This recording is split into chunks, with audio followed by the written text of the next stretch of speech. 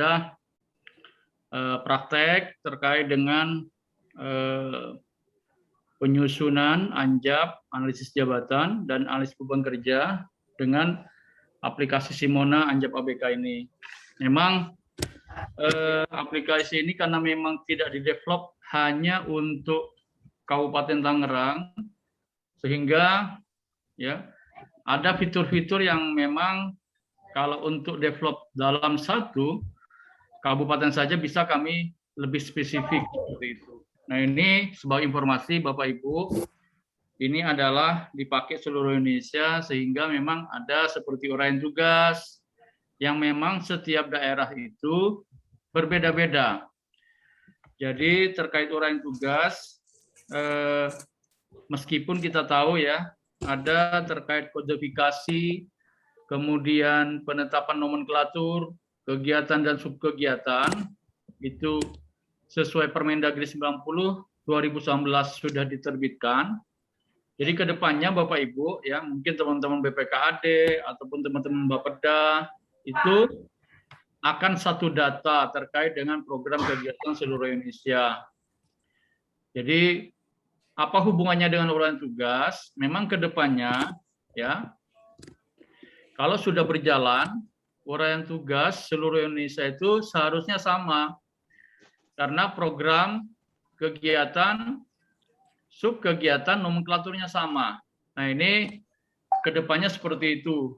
Tetapi saat ini memang masih ada transisi ya, yang memang teman-teman pemerintah daerah terkait penggunaan atau pengaplikasian Permendagri 90 dan pemutakhirannya dalam 050 ya, Kemendagri 050 itu ya, dengan aplikasi sistem informasi pemerintahan daerah ya, masih diberikan dispensasi, masih boleh kadang dinasnya ada yang seharusnya tidak boleh ada di pemerintah daerah ya, umpamanya ada daerah yang menggabungkan 4 urusan padahal PP 18 tidak boleh. Nah, ini sampai 2021 masih dibolehkan.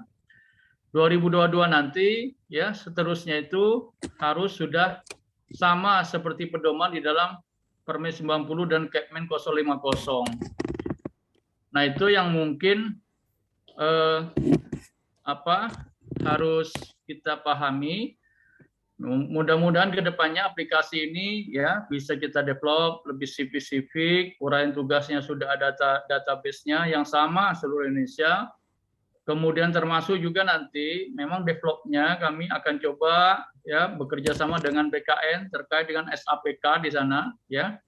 Jadi data Bapak Ibu sebagai aparatur sipil negara sudah ada di sana, jadi tidak perlu mengisi biodata lagi. Tetapi saat ini karena belum terintegrasi dengan SAPK SAPK dari BKN ya, yang Bapak Ibu mungkin saat ini sudah mulai mengisi Bu ya, diklat-diklatnya, kemudian pangkat dan golongannya diupdate. Nah, itulah nanti ke depannya ya kami dari Kemendagri ya pastinya sesuai dengan Perpres 95 tahun 2018 semua sistem informasi itu harus terintegrasi satu data seperti itu. Oleh karena itu sebagai istilahnya asbabun nuzul pengantar lah kita bilang ya. Nah, ini biar nggak ngantuk Pak Habibie dan Pak Lili ya, kita biasanya kalau untuk siang ini lebih ke arah praktek. Tidak ada yang salah ya, tidak ada dalam belajar itu yang kita bisa katakan salah. Yang ini adalah dalam rangka belajar ya, kita sama-sama perbaiki. Oleh karena itu mungkin Pak Habibie bisa mewakili saya untuk menunjuk salah satu karena saya sikon di sana belum mengerti ya, izin kami berikan pelimpahan kewenangan kepada Pak Habibie untuk menunjuk ya teman-teman yang sudah siap untuk presentasi ya, nanti tolong diberikan hak share screen buat teman-teman yang akan presentasi ya, nanti kita berikan masukan ataupun mungkin ada pendapat lain dari teman-teman, kami persilahkan. Izin bertanya Pak. Ya. Mengenai evaluasi jabatan di tampilan itunya di dashboardnya nggak ada Pak ya? Ya. Mohon penjelasan, Pak. Evaluasi. Ya. Evaluasi jabatan. Evaluasi jabatan sesuai Permenpan 34 2011. Memang di dalam tampilan kita tidak ada, cuma kita istilahnya menginput, yaitu poin terakhir adalah poin 17, kelasnya berapa. Itu hasil dari evaluasi jabatan adalah kelas jabatan. Mungkin Pak Lili sudah menerangkan panjang lebar terkait evaluasi jabatan. Jadi evaluasi jabatan itu untuk menciptakan keadilan secara vertikal. Yang bobot uraian tugasnya berat, kita kasih kelas yang tinggi. Yang bobot uraian tugasnya rendah, kita kasih yang rendah juga. Nah, memang tidak ada di aplikasi ini, Pak, terkait dengan evaluasi jabatan. Tapi Anjap ABK ini bisa menjadi poin-poin untuk kita di dalam mengevaluasi hasil evaluasi jabatan, saya bilang. Jadi kan dilakukan evaluasi jabatan, kadang kita ini nggak puas dengan hasil yang telah direkomendasi oleh Menpan. Kita umpamanya merasa ini, wah, bobot uraian tugas saya seharusnya besar ini atau berat, tapi kok dikasih nilai yang rendah atau kelas yang rendah, itu boleh kita yang mengajukan, yang terpenting evidence-nya ada. Contoh kami, Bapak Ibu, kami itu telah mendapatkan rekomendasi Menpan terkait dengan pengasuh, ya. Pengasuh itu adalah jabatan pelaksana yang ada di Permenpan 41 2018, ya. Jadi bukan pengasuh bayi, Bu, ya, bukan babysitter. Pengasuh itu ada di PDN kalau kami, Institut Pemerintahan Dalam Negeri. Jadi pengasuh ini 24 jam, maksudnya gantian, shift-shiftan, Bu. 24 jam, 3 shift, ya. Mengawasi Prajipiden, ini kami mengawasi 6.000 satu kampus. Ya, ini masih mending saat ini karena kampusnya kan dibagi menjadi 6. Nah, saat ini tinggal 6.000 yang tertinggal di Jatinangor. Nah, ini ngawasin orang 6.000 luar biasa, Bu, ya. Ngawasin 2 orang anak aja susahnya minta ampun, Bu. Apalagi ngawasin anak orang yang istilahnya budaya, adatnya, latar belakang keluarga berbeda-beda. Luar biasa karena memang boarding school. Jadi kami sebelumnya pengasuh itu kelasnya 6. Ya. Pengasuh kelasnya 6, alhamdulillah di tahun 2019 kami lakukan evaluasi, ya kelasnya menjadi 8, Bu. Kenapa kami bisa melakukan? Karena memang pertama pengetahuan yang dibutuhkan, ya, lebih tinggi daripada yang istilahnya sebelumnya. Jadi memang ada novum baru, bukti-bukti baru yang bisa kita ajukan ke Menpan untuk membuktikan bahwa jabatan pelaksana pengasuh itu bisa menjadi kelas 8. Ya. Kemudian selain itu risiko bahayanya, ya, ada pengasuh yang masuk penjara, Bu, gara-gara lalai, ya, pada waktu istilahnya mengawasi praja. Nah, itu jadi kami dari Biro Organisasi dan Tata Laksana membawa clipping koran, Bu, ke Menpan juga untuk membahas, memverifikasi terkait dengan kelas jabatan dari pengasuh. Alhamdulillah bisa naik dari kelas 6 ke kelas 8. Itu luar biasa untuk jabatan pelaksana, Bu, ya. Itu mungkin terkait kelas jabatan, Pak, ya. Jadi memang nggak ada, Pak, terkait dengan kelas jabatan, tapi Anjap ABK sebagai bahan seperti itu. Mudah-mudahan kedepannya bisa kita kembangkan, ya. Ada aplikasi, ya, yang Bapak Ibu tidak perlu mengetik lagi kalau mau buat FJAB atau evaluasi jabatan. Ya. Nah, mau tanya sedikit, Pak. Ya. Tentang itu apa namanya? Instansi pengampu nanti, Pak, begitu jabatan fungsional ada tim penilai atau pengampu. Ini kan dari Kementerian sendiri belum mengatur masalah tata kerjanya, Pak, untuk jabatan fungsional. Sementara kabupaten kota di Banten itu udah dapat rekomendasi untuk penyetaraan jabatan. Jadi jabatan-jabatan di situ sudah keluar, Pak, namanya. Cuman untuk tim penilainya gimana ya, Pak? Maksudnya harus seperti apa gitu? Karena tata kerjanya kan memang belum kan, itu ada tahapan kan. Setelah penyederhanaan birokrasi, terus udah gitu SOTK, dilanjutkan dengan SOTK, terus lanjut ke tata kerja, tapi sampai sekarang tata kerjanya belum, mungkin karena masih menunggu. Kami kan juga butuh waktu untuk perbaikan SOTK gitu. Nah, cuma nanti begitu sudah ditetapkan jadi fungsional, itu karena rekomendasinya sudah ada, Pak. Nah, itu harus seperti apa gitu? Apa sementara ini maksudnya kosong dulu lah tim penilainya, yang penting jalan dulu, atau seperti gimana, Pak? Ya, memang yang lebih baik itu langsung dibentuk aja, Bu. Ya, teman-teman pokoknya dari BKPSDM dan Biro Bagian Organisasi bisa menginisiasi untuk membahas tim penilai angka kredit yang saya bilang masif ini nanti terbentuk. Karena hampir setiap dinas itu bertambah jabatan fungsionalnya seperti itu. Boleh saya bertanya, Bu? Jadi sudah ada namanya, Bu, ya? Bawahnya Ibu Dia. Jadi jabatan apa, Bu? Analis apa namanya? Analis SDM aparatur. Bukan. Analis kebijakan. Lan kebijakan, Pak. Oh, banyak banget nanti nambahnya analis kebijakan itu. Kami dari pusat aja udah nambah 3.500. Habis yang cocok itu aja, Pak. Yang lain kemana arahnya gitu. Maksudnya kalau pilih yang lain itu ya lebih sedikit cocoknya, Pak. Ya sudah disetujui kan, Bu, ya? Iya. Sudah keluar namanya, Ibu jadi apa? Jadi prinsip pertama dari pemerintah Kabupaten Tangerang, Pak Kepala Daerah harus diberitahu, Bu, bahwa segera menindaklanjuti untuk pelantikan penyetaraan.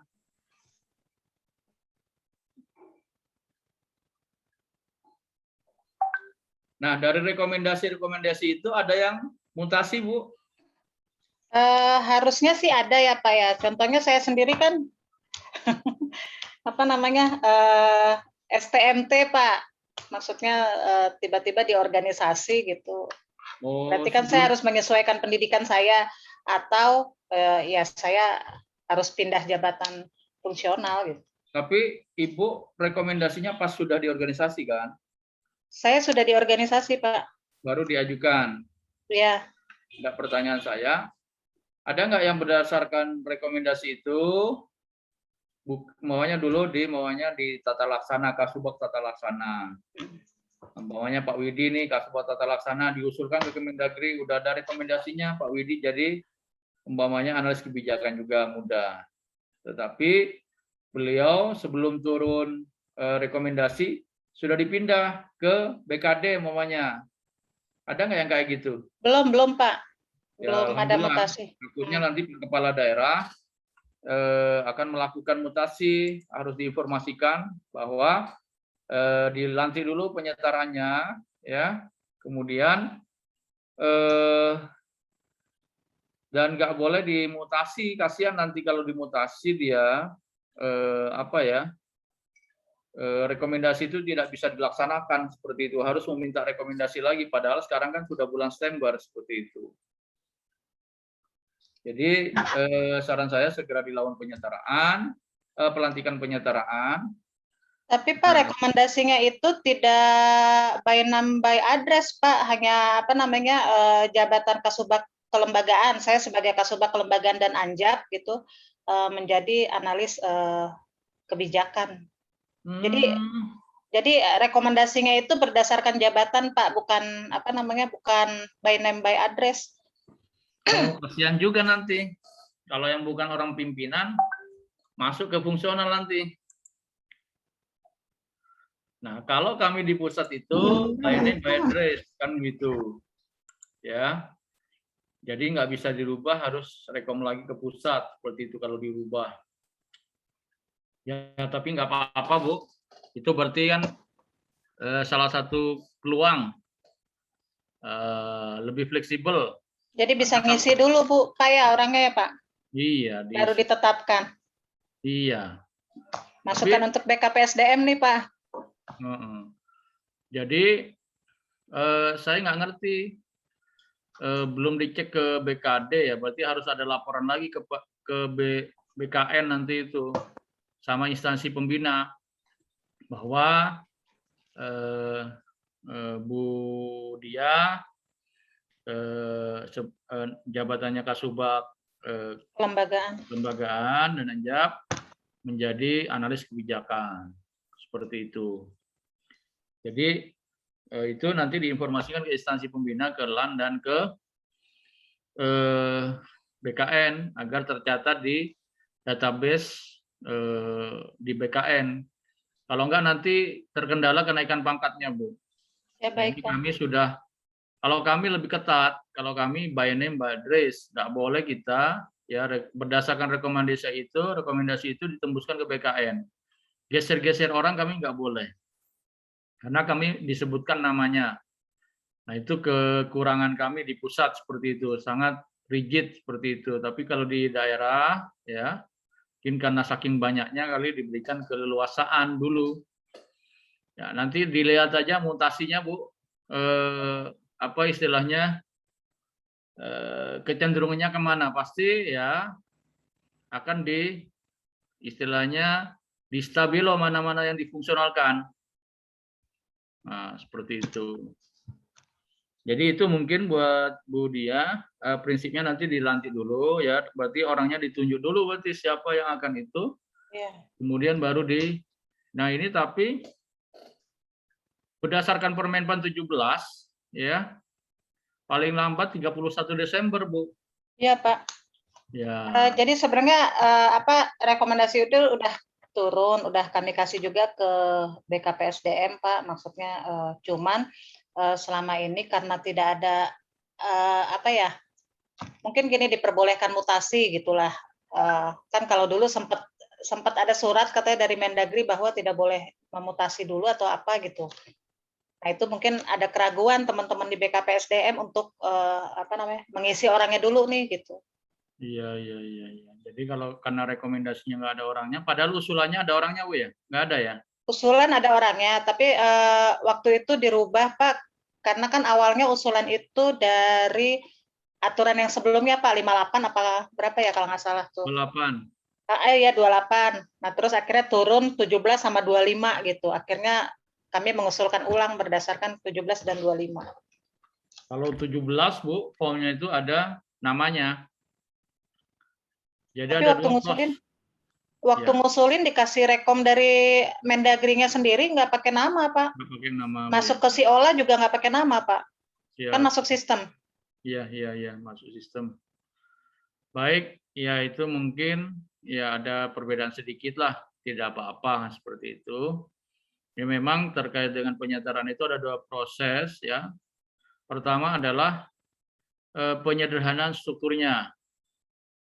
Jadi strukturnya kan ada tipenya, ada 4 kan gitu ya, plus kombinasi berarti ada 8 sebenarnya. Jadi kombinasinya maunya 2 sama 3, 1 sama 4 kan gitu ya. Jadi teman-teman itu di pemerintah daerah memang segera menata lembaganya, ya pastinya melantik orangnya dulu, Bu, sebelum lembaganya berubah. Ya, kalau memang mau ada perubahan-perubahan ya atau penataan, berarti minimal jumlahnya yang berbeda, jumlahnya yang harus dipertahankan sama. Ya, kalau sebelumnya struktural S4 4-nya banyak ya 500, karena disederhanakan menjadi umpamanya 200. Jadi 200 itulah yang digunakan dalam menata. Tidak boleh menjadi kembali 250 atau 300. Nah, seperti itu, Bu, penataannya nanti ke depan. Memang tantangannya adalah di sistem kerja nanti seperti itu. Yang kita tahu, ini seperti Bu Dia ini akan sangat berat sekali. Satu sisi, melaksanakan tugas-tugas struktural, karena nanti sebagai subkoordinator. Satu sisi, melaksanakan tugas-tugas analis kebijakan itu yang ada 25 item paling tidak, kalau untuk mudah. Ya. Jadi ada 25 item plus tugas strukturalnya. Maunya ada 10 tugas strukturalnya, berarti 35 Bu Dia tambah. Nah, itu jadi terkait dengan penyetaraan. Nah, itu seperti itu prosesnya yang Yang paling seksi juga terkait dengan kelasnya. Nah, ini analis kebijakan muda. Ya, kelas Ibu jadi berapa, Bu? Kelas 10 ya? Jadi buat Bu Dia, teman-teman di Pemda Tangerang, kalau menata lembaga, lihat juga Permen 90 sama Kepmen 050 terkait dengan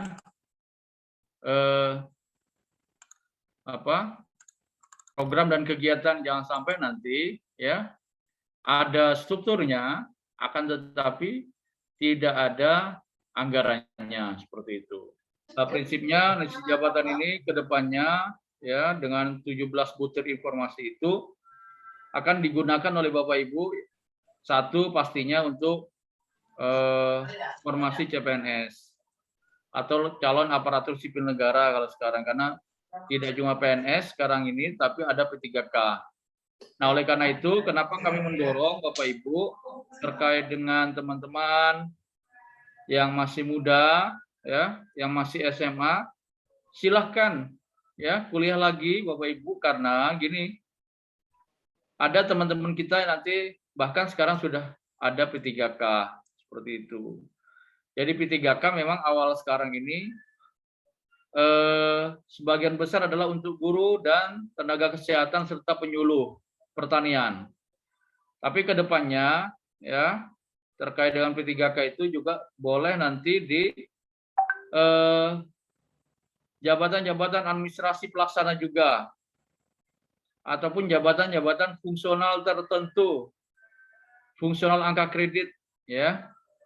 Tapi memang didorong saat ini teman-teman P3K juga untuk jabatan-jabatan fungsional angka kredit pun tidak hanya guru ataupun dokter, perawat dan bidan serta penyuluh, tetapi ya sesuai Perpres 38 tahun 2018 ya sudah banyak jabatan-jabatan fungsional yang bisa dijabat oleh P3K ini.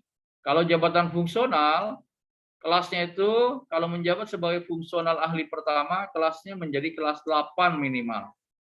Bayangkan baru masuk ya,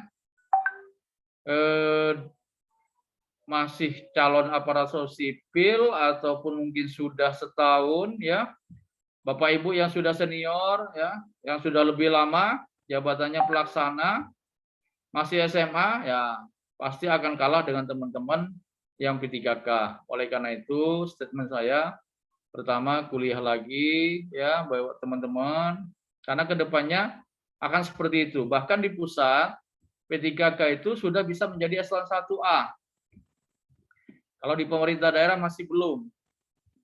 Jadi di pusat sudah mulai ya P3K itu menjadi eselon 1 ataupun eselon 1B. Kedepannya bisa jadi kebijakan ini ya ke daerah juga. Ya, kalau kita analisis SWOT ya kemungkinan akan ke daerah juga, karena pemerintah pusat sudah memulai. Nah, oleh karena itu ya tingkatkan kompetensi Bapak Ibu semuanya, baik mau secara mandiri maupun melalui BKPSDM.